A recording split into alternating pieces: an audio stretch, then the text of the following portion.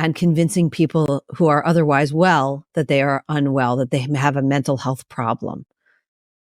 What if the very system that's designed to help people heal keeps you sick? I've been a therapist for 12 years. My name is Casey. I'm the Rumble Right Dad, and I have some inside tea on the therapy industry. Therapy and psychiatry is a multi-billion-dollar industry in which the incentive structures are set up all wrong. For one thing, they overprescribe medication. For another thing, they keep you in therapy for an elongated period, benefiting mostly them. The incentive structures are set up all wrong for that. For another thing, they have been infiltrated largely by ideologies that come from college campuses that are not benefiting the clientele. I've seen it all, and I'm going to expose a little bit about what I've been through. Watch. Let me start off here. The medical model of insurance claims for therapy means that everyone who comes through the door, unless you're going to a private practice where you're paying cash, is getting a diagnosis. Now, while you might not think that that's that revolutionary or that it should even matter, those diagnoses are often worn as a rubber stamp for people throughout the entirety of the rest of their lives, giving them an excuse for endless bad behavior, poor coping strategies, and what we call learned helplessness, which means I'm simply beyond help. This is who I am, which is a fallacy that many people will come through therapy with. And this keeps people sick. I've had people walk through the door and very nearly half of them tell me they're bipolar, because even though the incidence rate is 1 in a million people, it's probably about 1 in 10,000. They still think everybody thinks they're bipolar because they have mood swings. No, Sally, you have mood swings. You might be depressed, but bipolar comes with mania, which means that you're up for days without meth. So probably not bipolar, but we can help you get a wrangle on your mood swings. So first and foremost, the medical model has caused some problems, and it gives people a label that they often wear long into the rest of their lives. One serious issue that I've seen of late, and really throughout my career, I've been a substance use counselor for a large part of my career. I have seen the vast overprescribing of medications. Now, nearly all medications that are for psychiatric reasons are prescribed by a general practitioner or a family doctor who may have little, if any, understanding of those mental health disorders, but also definitely don't have the capacity to follow up with you to provide any type of ideas about how you might get off of those medications. And it's not that medications don't have their place. I think if you're going to stab someone without them, they can be very useful. However, if your doctor prescribes you a mental health medication and there's no plan about how you're going to cope with your life so that you can get off of these medications, guess what they are? A drug dealer with a lab coat on, because they are essentially keeping you incentivized to stay within their practice and to stay sick, or at least not addressing your issue.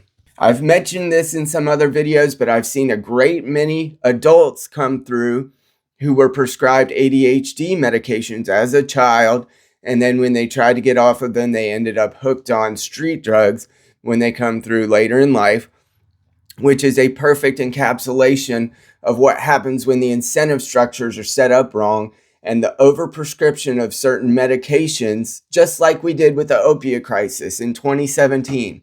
I cannot believe that my peers in the industry went through all that and advocated so hard and rigorously to get places like Purdue Pharma taken down, and yet we co-sign or allow co-opting by the big pharma industry to take over our clientele and to just dole out medications. And then I will end up seeing them as a substance use therapist later in life as they come through, when they just don't know how to cope with simple life structures without using something that would alert their dopamine, ultimately making them feel better. The ideology that's most concerning to me, and the reason why I started this channel to begin with, was to protect kids against ideologies that came through my industry. I've been a therapist for 12 years. I've been to multiple schools. I'm in my third one at this point, and I've worked in a multitude of treatment centers and therapeutic centers. And the ideology that came through that's so new that it slapped me right upside the head within the last 5 years is the trans ideology, of course. Now, this stems from gender dysphoria, which is a diagnostic statistic manual diagnosis. So the DSM is where everybody's giving these people these diagnoses. And this diagnosis came through to be one of the only ones that I've ever heard of in the whole history of my training, all the therapeutic places that I've worked at.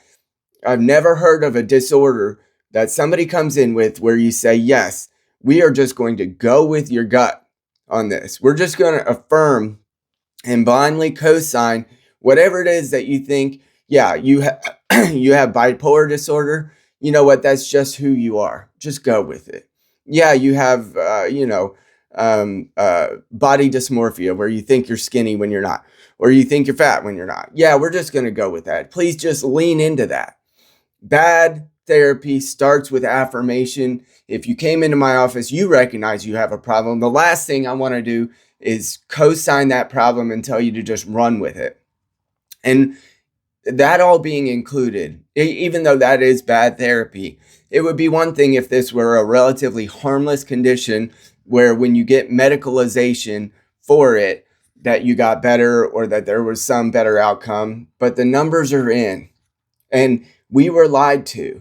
The outcomes for this are perpetually worse than what we could have even imagined. And it has taken over a generation. There are so many young people who are using names that are not their own, that are taking medications for hormones that are not their own. And literally every cell in our body has a sex-specific characteristic. This is simply unscientific. And my industry, if they're going to regain credibility at all, have to shut this down in as quickly and as immediately as it is possible to do. Because anyone who has been one of these clinics or one of these centers that just simply says yes and affirms this ideology deserves to get sued into oblivion. And so I've told every place that I work for, I will not see people who need me to affirm this. Because if that's what they're coming in to me to have happen in a therapeutic exchange, I believe there's a 100% chance if I did that over and over to multiple clientele, I will get sued.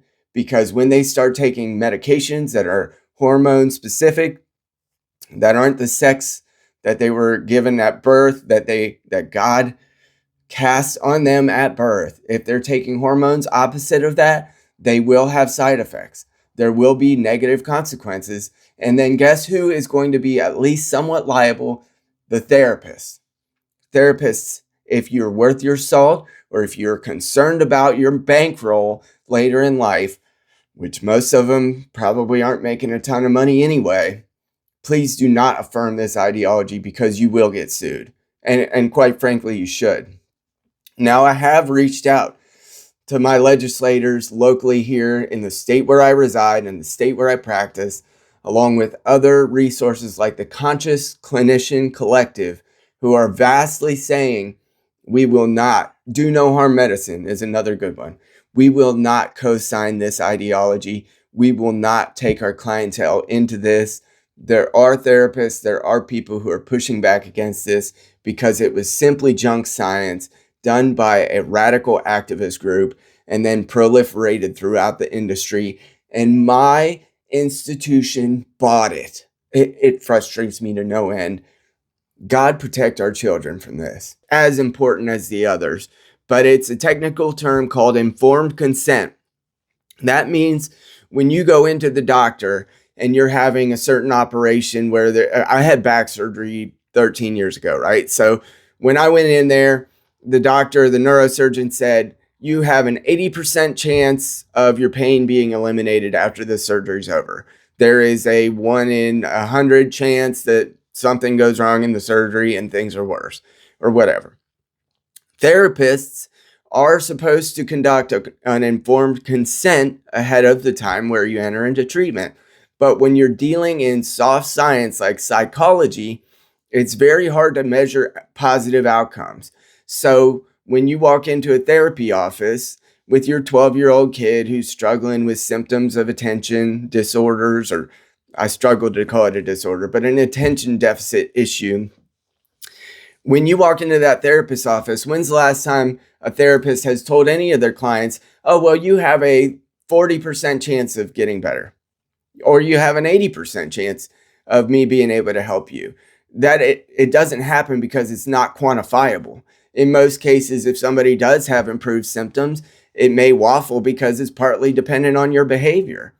So, to be frank, most therapists probably can't even tell you the therapy modality that they use, meaning like cognitive behavioral therapy or dialectic behavioral therapy, which are based on ancient philosophies that therapist probably doesn't even know. They probably have no idea where the root of their ideology comes from.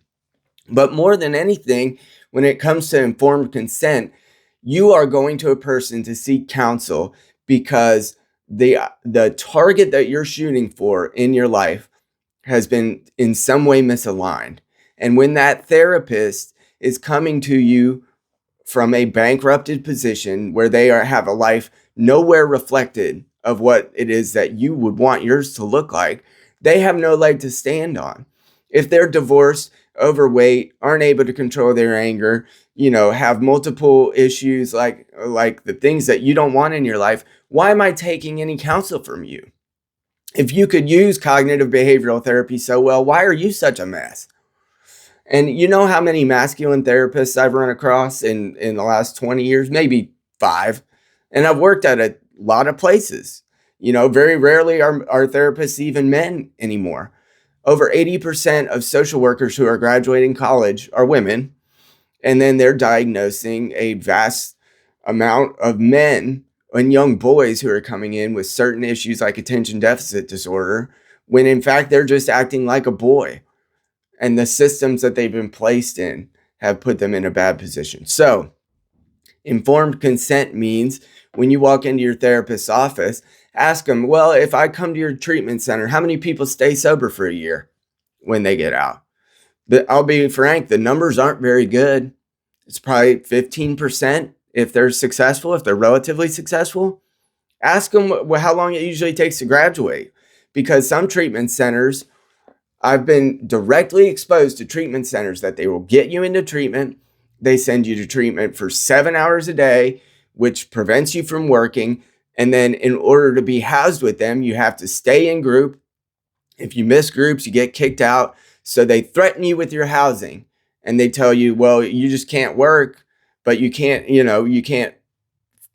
go anywhere because you're basically handcuffed to the desk until they tell you it's time to leave. And that's when your insurance reimbursements run out. That's when they'll tell you to go. Without a plan, it just happens to dry up, or the insurance company, even if it's Medicaid, finally caught up with the fact that they've been there forever and they don't want to pay this high rate anymore. So these treatment centers, and I've been the housing director at a treatment center which attempted to take a man into female housing because of what they claimed about what their sex characteristics were. I said, I won't have any part of this. I won't have any part of this. What happens? So the comfort of one person is more important than the comfort of the other women who've probably already been victims in some fashion. That's more important. It's fundamentally ridiculous. And I've asked God, should I just leave being a therapist? Should I just quit? And God continues to compel me to stay and try to reform, to stay and try to fix it. And so I do. So I went back to school and I had psychologists and psychiatrists who led the way, like Brad Wilcox, like Jonathan Haidt, like Jordan B. Peterson, who are taking the slings and arrows, Leonard Sachs, so that I can come through and do actual research. And hopefully I'll be able to get funding when I'm finally done with school, with my doctorate. They took the slings and arrows first so that I didn't have to. And I speak passionately about this, and I appreciate so many have come to this channel because therapy is broken. The incentive structures are set up wrong. Nobody knows what they're doing. Social workers have the lowest IQ of people graduating higher education, and they are fundamentally ruining people's brains. They're melting people's brains in many cases because they just don't know. And they don't have a philosophy to operate from that would give them any leg to stand on to actually help people. Now, that does not mean that your therapist cannot help you. Maybe they can. I think I'm a good therapist. Outcomes are there, they're pretty good. However, when you walk through that door, ask them, what philosophy do you operate from? What interventions are you going to use? Or am I just paying for a conversation? Because if that's what this is, then I can go make friends on my own, and I don't have to let my insurance rack up thousands of dollars in your pocket to have a friend. To be quite frank, I think therapy is successful because friendships are so unsuccessful nowadays. And I don't mean successful in that they provide value necessarily. I mean, it's a successful business model because people are lonely. Don't let your therapist from BetterHelp, I shouldn't say that. Maybe there's good therapists there. Don't let your therapist from one of these telehealth companies come in there and show you the camera shot of their bedroom and make it a cute girl on the commercial, like you're going to have some type of crazy interaction with them where it's going to get intimate. It's a sick industry where the incentive structures are set up so that they can keep you sick. And ultimately, your therapist better be able to tell you what interventions are they using, what philosophy do they operate from, and what does their life look like? Because they tell you as a therapist, you're not supposed to share about yourself. But if you are a gigantic train wreck, why am I coming to you for counsel? Please, guys, watch out for the therapy industry. It's not all help. And ask them, have they been successful? How long would I have to be here? What's the plan? If this or any of the rest of my content has been a blessing to you, I would love it if you could like and subscribe. Thank you for joining my channel. So many people, 500 people in the last couple weeks. I appreciate you so deeply. And it's been an encouragement to me that I know that I am not alone in thinking that something in my institution is off. God bless you.